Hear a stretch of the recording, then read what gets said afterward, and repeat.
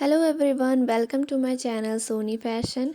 आज की वीडियो में आप पेप्लम ड्रेस बनाना सीखेंगे। तो इसे बनाने के लिए मैंने यहाँ पर 2 meter chinon satin fabric use किया है और 1.25 मीटर मैंने यहाँ पर अस्तर यूज़ किया है। अब सबसे पहले हम अपने टॉप पार्ट के अस्तर की कटिंग करेंगे। तो हमें यहाँ पर इस तरह से 4 फोल्ड करके कपड़े को बिछा लिया है। अब इसकी जो लेंथ है यहाँ पर वो है हमारी 17 इंच। तो हमारे जो टॉप पार्ट की लेंथ हम लेंगे वो रखेंगे यहाँ पर हम 16 इंच।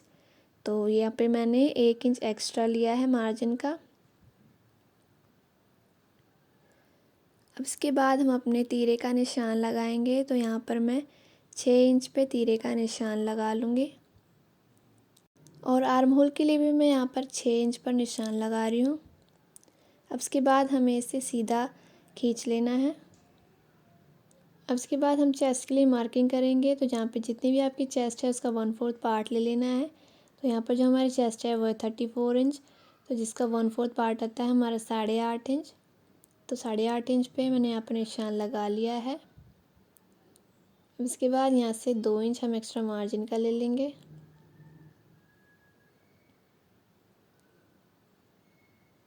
अब यहाँ से हमें 14 इंच पे अपनी कमर के लिए निशान लगाना है। और अब इसी तरह से जितनी भी आपकी कमर है उसका 1/4 पार्ट कर लेना है। तो यहाँ पर जो हमारी कमर है वो है 28 इंच। तो जिसका 1/4 पार्ट होता है हमारा 7 इंच। तो 7 इंच पे हम निशान लगा लेंगे और 2 इंच एक्स्ट्रा मार्जिन का ले लेंगे। अब यहाँ से मैं करीब 7.5 इंच पर निशान लगा रही हूँ और यहाँ से भी मैं 2 इंच एक्स्ट्रा मार्जिन का ले लूँगी। और अब इन सभी निशानों को आपस में मिला लेना है।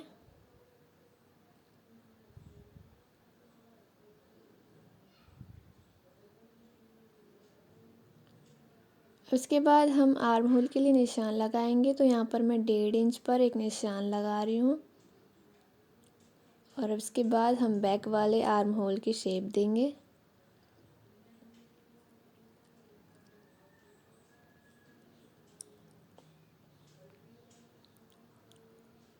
अब इसके बाद यहाँ से करीब आधा इंच पर मैं एक निशान और लगा लूँगी और इस निशान को हमें ऊपर शोल्डर से जोड़ लेना है। और यहाँ से मैं 1 इंच पर एक निशान लगा रही हूँ और फ्रंट वाले आर्म होल की हमें शेप देनी है इस तरह से। अब इसके बाद हम फिटिंग की शेप देंगे। तो वेस्ट लाइन और चेस्ट लाइन के सेंटर में हमें एक निशान लगाना है। तो यहाँ पे मेरा जो सेंटर आ रहा है वो 4 इंच पर आ रहा है। अब जितनी भी आपकी चेस्ट आपने यहाँ पे ली थी 8.5 इंच मैंने यहाँ पर लिया है। तो उतना ही हमें यहाँ पर भी निशान लगा लेना है और इस तरह से आप फिटिंग की शेप दे देंगे।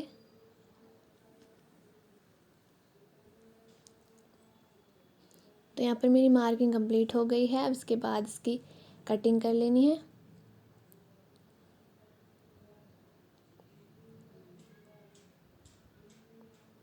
अब इसके बाद हमें फ्रंट पार्ट को बैक पार्ट से अलग कर लेना है।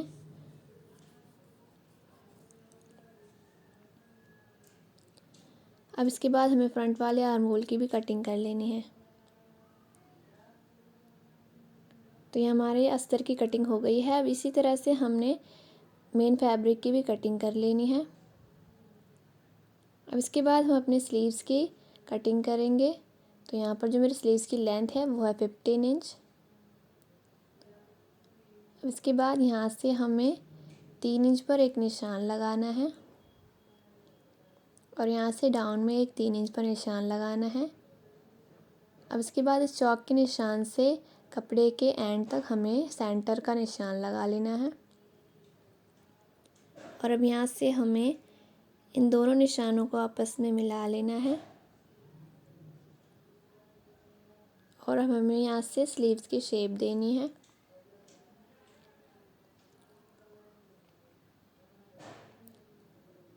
और अब इसके बाद हमें यहाँ से करीब 1 इंच पर फ्रंट वाले आर्म होल की शेप देनी है।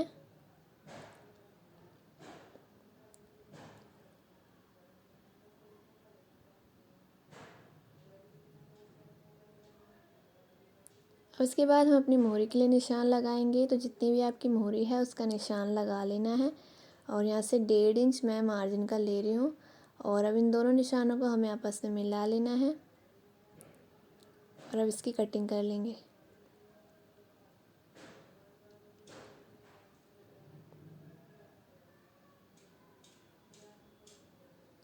अब उसके बाद ऊपर के 2 लेयर को उठाते हुए हमें उसकी कटिंग कर लेनी है। तो हमारे स्लीव्स की कटिंग हो गई है। अब उसके बाद हम अपने नेक की कटिंग करेंगे।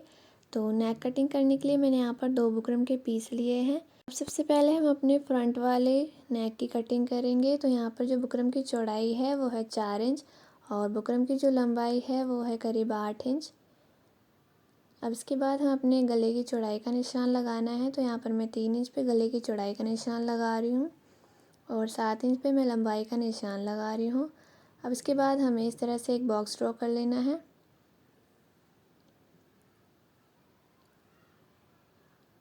अब इसके बाद यहाँ से मैंने 1 इंच पर एक निशान लगा लिया है और इस तरह से हमें गोल गले की शेप देनी है।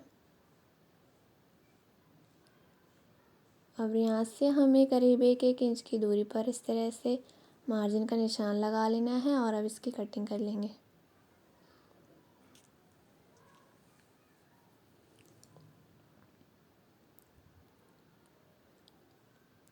तो हमारे फ्रंट नेक की कटिंग हो गई है। उसके बाद हम बैक नेक की कटिंग करेंगे। तो यहाँ पर जो मेरी बुकरम की लंबाई है वो है करीब 9 इंच। अब इसके बाद हमने गले की चौड़ाई का निशान लगाना है। तो यहाँ पर 3 इंच पर ही मैं गले की चौड़ाई का निशान लगा रही हूँ और 8 इंच पे मैंने लंबाई का निशान लगाया है और इसी तरह से हमें एक बॉक्स ड्रॉ कर लेना है। अब इसके बाद ऊपर से हमें करीब आधा इंच अंदर की तरफ निशान इस तरह से लगाना है और यहाँ से 1/2 इंच हमें बाहर की तरफ निशान करना है और इस तरह से हम बैक नेक की शेप देंगे।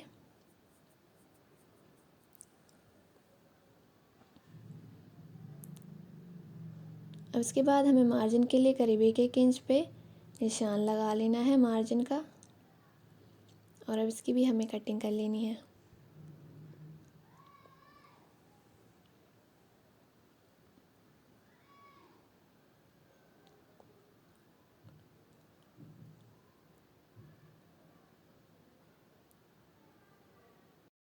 तो यहाँ पर मैंने अपने बैक नेक की भी कटिंग कर ली है। अब इसके बाद हमें इसे कपड़े पर रेडी कर लेना है। अब इसके बाद मैंने यहाँ पर अपना फ्रंट नेक रेडी कर लिया है और बैक नेक भी मैंने यहाँ पर अपना रेडी कर लिया है। अब इसके बाद हमें अपने तीरे जोड़ने हैं।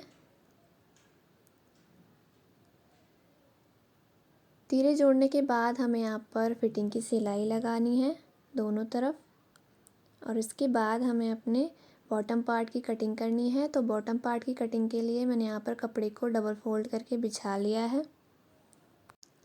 अब इसके बाद हमें अपने कपड़े को इस तरह से तिकोने में फ़ोल्ड करना है और यहाँ से हम अपने कमर का निशान लगाएंगे। तो जितनी भी आपकी कमर है उसका 1/4 पार्ट कर लेना है और उसमें 1 इंच एक्स्ट्रा मार्जिन का जोड़ लेंगे। तो यहाँ पर मैं 8 इंच पर कमर का निशान लगा रही हूँ। अब इसके बाद हमें ऊपर से इस निशान तक नाप कर देखना है। तो ये मेरा करीब 10 इंच पर आ रहा है। तो इस तरह से हमें हर 10 इंच पर निशान लगा लेना है।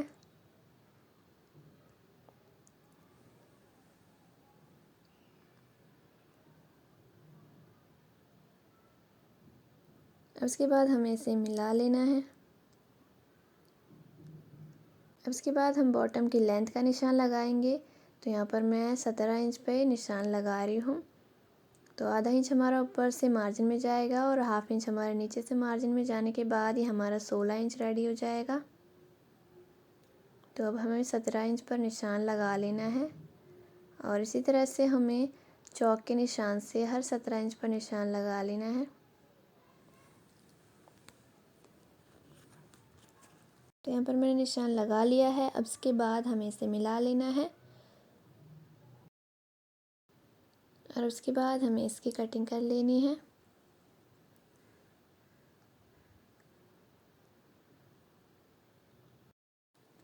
तो यहाँ पर हमारे मेन फैब्रिक की कटिंग हो गई है। उसके बाद आप चाहें तो इसमें अस्तर का भी यूज़ कर सकते हैं। तो यहाँ पर मैं अस्तर लगा रही हूँ। तो इस तरह से मैंने तिकोने में कपड़े को फ़ोल्ड कर लिया है। अब इसके बाद हम अपने मेन फैब्रिक को अपने अस्तर पे इस तरह से बिछा लेना है और इसके बाद हमें कमर का निशान लगाना है यहाँ से। और उसके बाद हम लेंथ का निशान लगाएंगे। तो यहाँ पे मैं करीब 1.5 इंच अपने अस्तर की लेंथ को कम रख रही हूँ अपने मेन फैब्रिक से। तो यहाँ पर मैं चौक के निशान से हर 15.5 इंच पर निशान लगा लूँगी।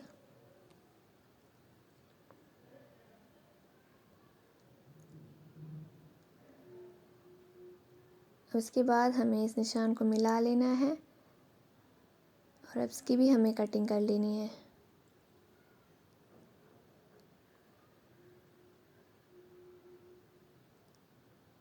तो यहाँ पर हमारे अस्तर की भी कटिंग हो गई है। अब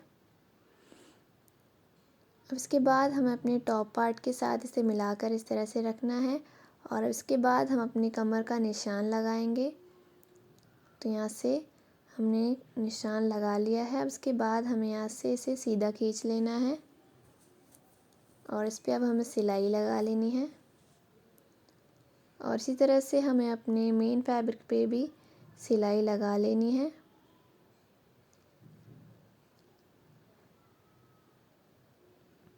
तो यहाँ पर मैंने अपने मेन फैब्रिक पे सिलाई लगा ली है और अपने अस्तर पे भी सिलाई लगा ली है। अब इसके बाद हमें अपने अस्तर के साथ मेन फैब्रिक को स्टिच कर लेना है। तो इस तरह से हमें कमर की तरफ से जॉइंट मिलाते हुए पूरे में सिलाई लगा लेनी है। तो यहाँ पर मैंने सिलाई लगा ली है। अब इसके बाद हमें अपने बॉटम पार्ट को अपने टॉप पार्ट के साथ स्टिच कर लेना है।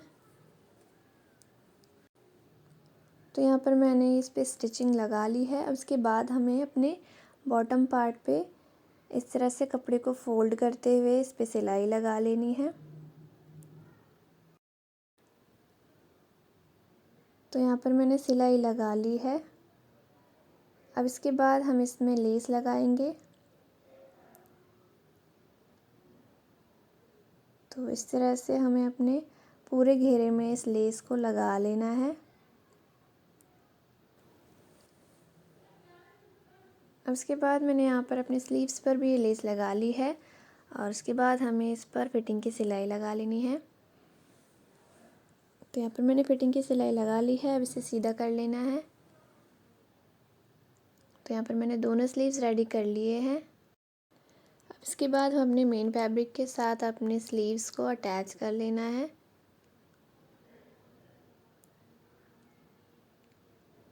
तो यहाँ पर मैंने अपने स्लीव्स भी रेडी कर लिए हैं। तो हमारी पेप्लम ड्रेस बनके तैयार हो चुकी है। यहाँ पर हमने बॉटम में इस लेस का यूज़ किया है। आप चाहे तो किसी और लेस का भी यूज़ कर सकते हैं। इस पेप्लम ड्रेस को आप चाहे तो शरारा, सर्कुलर प्लाज़ो या फिर धोती सलवार के साथ भी ट्राई कर सकते हैं। तो यहाँ पर मैंने इसे सर्कुलर प्लाज़ो के साथ बनाया है। इस प्लाज़ो की वीडियो लिंक मैंने अपने डिस्क्रिप्शन बॉक्स में डाल रखी है, आप जाकर इसे देख सकते हैं। तो अगर आपको आज की मेरी वीडियो पसंद आई हो तो वीडियो को लाइक और शेयर करें और इसी तरह की सिलाई से रिलेटेड वीडियोस देखने के लिए मेरे चैनल को सब्सक्राइब करें।